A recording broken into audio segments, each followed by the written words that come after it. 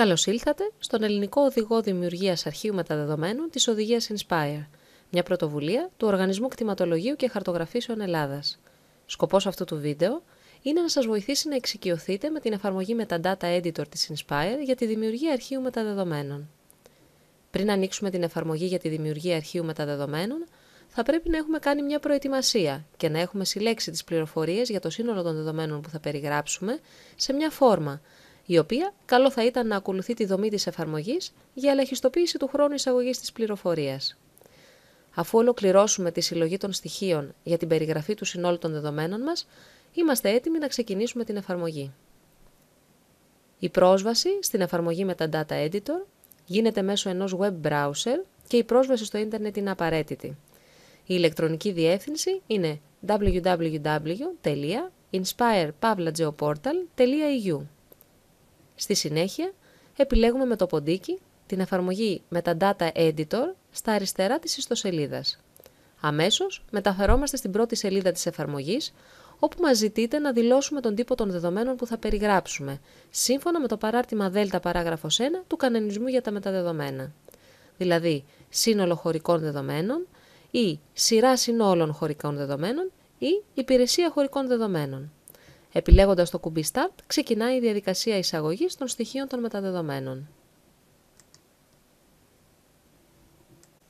Η πρώτη καρτέλα, με το όνομα Metadata, περιέχει στοιχεία που αφορούν τα μεταδεδομένα.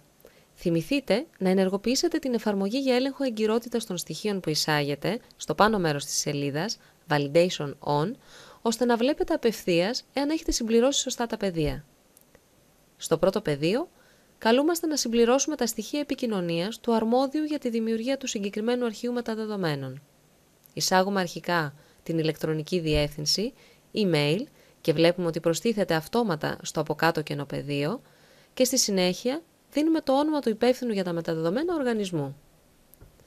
Εάν θέλουμε να αφαιρέσουμε μια εγγραφή, την επιλέγουμε και πατάμε το κουμπί Remove Selected. Στη συνέχεια, εισάγουμε την ημερομηνία δημιουργίας ή ενημέρωσης του αρχείου μεταδεδομένων. Στο πεδίο Γλώσσα μεταδεδομένων, εισάγουμε τη γλώσσα στην οποία θα διατυπωθούν τα στοιχεία των μεταδεδομένων. Το πεδίο συμπληρώνεται υποχρεωτικά.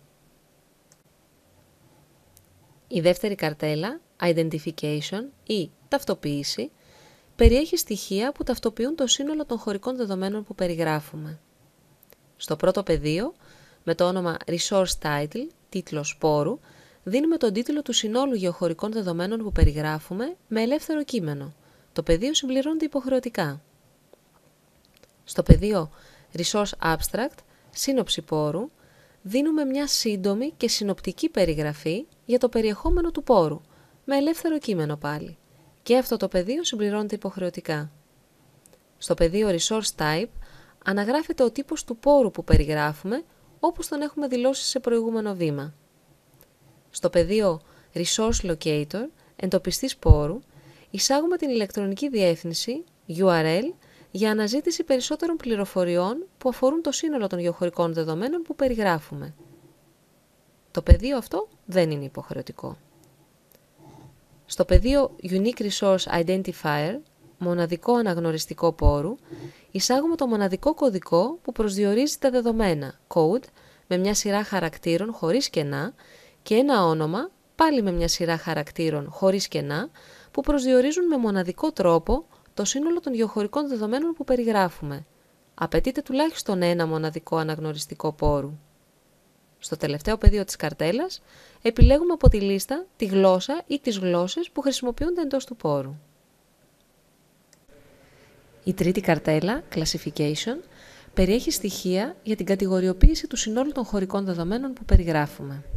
Στο μοναδικό πεδίο της καρτέλας, καλούμαστε να επιλέξουμε από την προτινόμενη λίστα τη θεματική κατηγορία στην οποία ανήκει το σύνολο των γεωχωρικών δεδομένων που περιγράφουμε. Η κάθε κατηγορία περιγράφεται αναλυτικά στο μέρος Δέλτα παράγραφος 2 του Κανονισμού για τα μεταδεδομένα.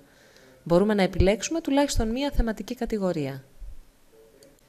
Η τέταρτη καρτέλα, Keyword ή λέξη κλειδί, περιέχει στοιχεία για θεματική κατηγοριοποίηση του συνόλου των χωρικών δεδομένων που περιγράφουμε, πιο λεπτομερή από ό,τι στην προηγούμενη καρτέλα. Από τη λίστα Inspired Data Theme επιλέγουμε τουλάχιστον μια λέξη ή φράση κλειδί, η οποία προσεγγίζει θεματικά το σύνολο των γεωχωρικών δεδομένων που περιγράφουμε.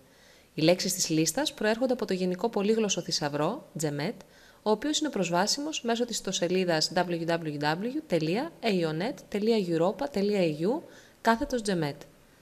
Εάν η τιμή της λέξης κλειδί προέρχεται από άλλο ελεγχόμενο λεξιλόγιο, Originating Controlled Vocabulary, δηλαδή θησαυρός όρων ή οντολογία, εκτός από τη λέξη κλειδί, Keyword Value, αναφέρουμε τον τίτλο, title και την ημερομηνία δημοσίευσης, τελευταίας αναθεώρησης ή δημιουργίας του ελεγχόμενου λεξιλογίου. Η πέμπτη καρτέλα, Geographic, περιέχει στοιχεία για τη γεωγραφική θέση του συνόλου των χωρικών δεδομένων που περιγράφουμε. Ως γεωγραφική θέση νοείται το περίγραμμα των γεωγραφικών συντεταγμένων, το οποίο εκφράζεται σε δυτικό και ανατολικό γεωγραφικό μήκος και βόρειο και νότιο γεωγραφικό πλάτος. Αναγράφεται σε δεκαδικές μοίρες με ακρίβεια τουλάχιστον 2 δεκαδικών ψηφίων. Μπορούμε είτε να πληκτρολογήσουμε τις γεωγραφικές συντεταγμένες, είτε κάνοντας zoom στο διπλανό χάρτη να εστιάσουμε στην περιοχή των δεδομένων μας και να πατήσουμε το κουμπί Add. Μπορούμε να προσθέσουμε τουλάχιστον ένα σύνολο γεωγραφικών συντεταγμένων. Προσθέτουμε πολλαπλά σετ γεωγραφικών συντεταγμένων σε περίπτωση που τα δεδομένα μας περιγράφουν φαινόμενο το οποίο εμφανίζεται σε περισσότερες από μια περιοχές με συγκεκριμένα γεωγραφικά όρια. Η έκτη καρτέλα, Temporal, περιέχει στοιχεία χρονικής αναφοράς για το σύνολο των χωρικών δεδομένων που περιγράφουμε. Ως χρονική έκταση, Temporal Extent, ορίζεται η χρονική διάρκεια που καλύπτει το περιεχόμενο των δεδομένων που περιγράφουμε. Μπορεί να είναι μεμονωμένη ημερομηνία, χρονικό διάστημα με έναρξη και λήξη ή συνδυασμός και των δύο προηγούμενων. Απαιτείται τουλάχιστον μια εγγραφή σε αυτό το πεδίο. Στη συνέχεια, μπορούμε να εισάγουμε τουλάχιστον μια ημερομηνία από τα παρακάτω πεδία που αφορούν ημερομηνία δημοσίευσης, date of publication, ημερομηνία τελευταίας αναθεώρησης, date of last revision και ημερομηνία δημιουργίας, date of creation, των δεδομένων που περιγράφουμε. Η 7η καρτέλα, Quality and Validity, περιέχει στοιχεία που αφορούν την ποιότητα και την εγκυρότητα του συνόλου των χωρικών δεδομένων που περιγράφουμε. Το πεδίο Lineage συμπληρώνεται υποχρεωτικά και περιέχει πληροφορίες σχετικά με το ιστορικό επεξεργασίας των χωρικών δεδομένων, τη δομή τους, τη συνολική τους ποιότητα, αν είναι διασφαλισμένη η ποιότητά του, αν πρόκειται για επίσημη έκδοση και κατά πόσο είναι νομικά έγκυρο. Το πεδίο συμπληρώνεται με ελεύθερο κείμενο.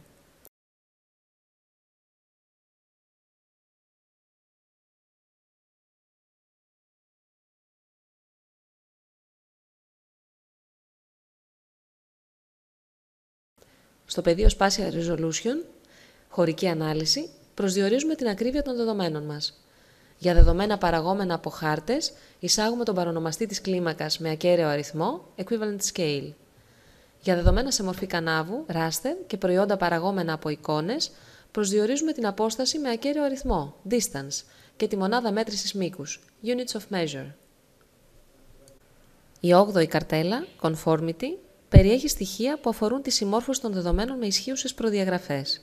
Στο πρώτο πεδίο, title, εισάγουμε τον τίτλο της προδιαγραφής που θεσπίστηκε με την οδηγία Inspire ή άλλη προδιαγραφή με την οποία συμμορφώνονται τα δεδομένα μας.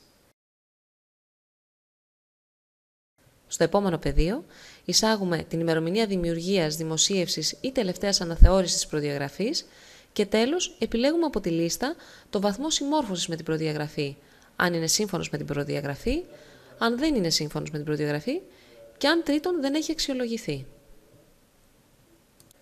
Η 9η καρτέλα, Constraints, περιέχει πληροφορίες σχετικά με την πρόσβαση και τη χρήση στα δεδομένα μας και τυχόν περιορισμούς. Στο πρώτο πεδίο, Conditions Applying to Access and Use, το οποίο αφορά την πρόσβαση και τη χρήση, είτε επιλέγουμε από τη λίστα «Δεν ισχύουν όροι» ή «Άγνωστοι όροι», είτε εισάγουμε ελεύθερο κείμενο με το οποίο περιγράφουμε τους όρους για την πρόσβαση και τη χρήση όπως αυτοί ισχύουν. Ένα από τα δύο πεδία πρέπει να συμπληρωθεί.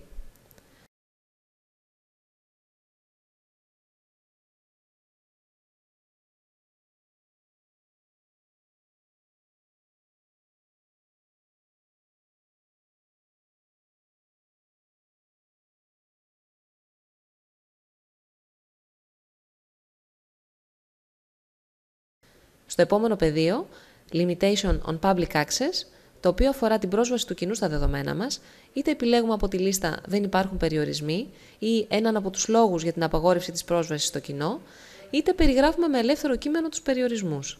Ένα από τα δύο πεδία πρέπει να συμπληρωθεί. Η 10η και τελευταία καρτέλα, Organization, περιέχει πληροφορίες για τους οργανισμούς που είναι αρμόδιοι για τη δημιουργία, διαχείριση, συντήρηση και διανομή του συνόλου χωρικών δεδομένων που περιγράφουμε. Στο πρώτο πεδίο, εισάγουμε την ηλεκτρονική διεύθυνση email για επικοινωνία με τον οργανισμό,